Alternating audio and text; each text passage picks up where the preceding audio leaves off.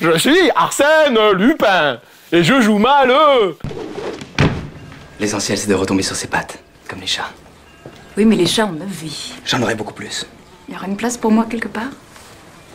Rien n'est impossible.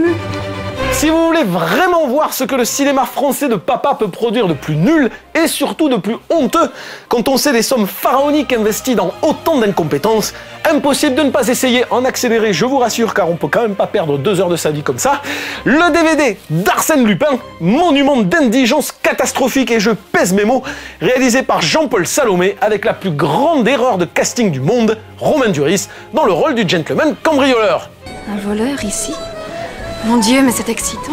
Franchement, c'est rare que je sois déprimé avant même de pondre une critique, mais il est des ratages qui dépassent tellement l'entendement qu'on ne sait même plus par quel bout les déstructurer. À l'instar d'un Vidocq qui filait la migraine en 2 minutes chrono, ou d'un Belphégor du même Salomé qui semblait avoir été orchestré par un grabataire dyslexique shooté au Lexomil, Arsène Lupin est un nouveau prototype d'anti-cinéma.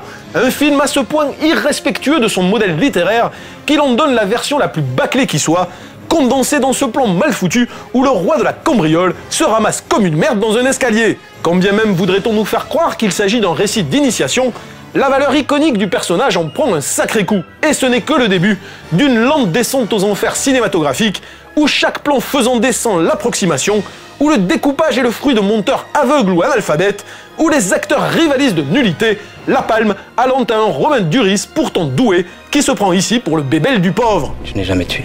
Au-delà d'un casting et d'un scénario foireux, c'est évidemment l'absence de mise en scène digne de ce nom qui plombe la chose. Mais soyons honnêtes, avant même d'insérer avec ennui le DVD dans le lecteur, une question fondamentale se pose. Comment Jean-Paul Salomé, réalisateur atterrant du pathétique Belphégor, autre production au budget imposant qui s'est ramassé la gueule au box-office, a-t-il pu se retrouver de nouveau à la tête d'une super production pétée de thunes? La réponse est simple.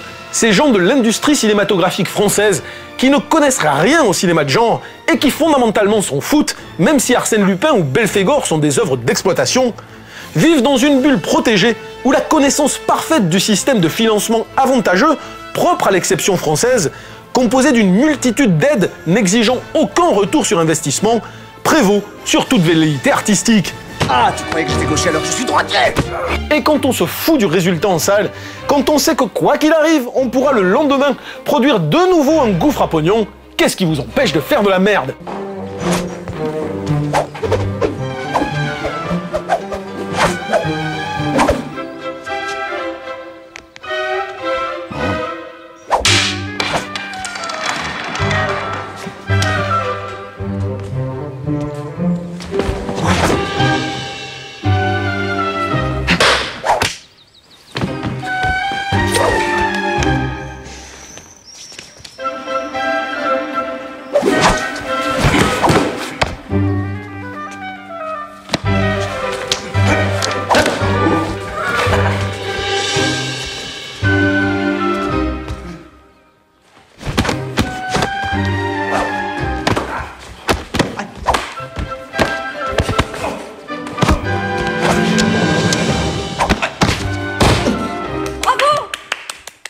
Je crois que j'ai bien fait de renvoyer mon entraîneur.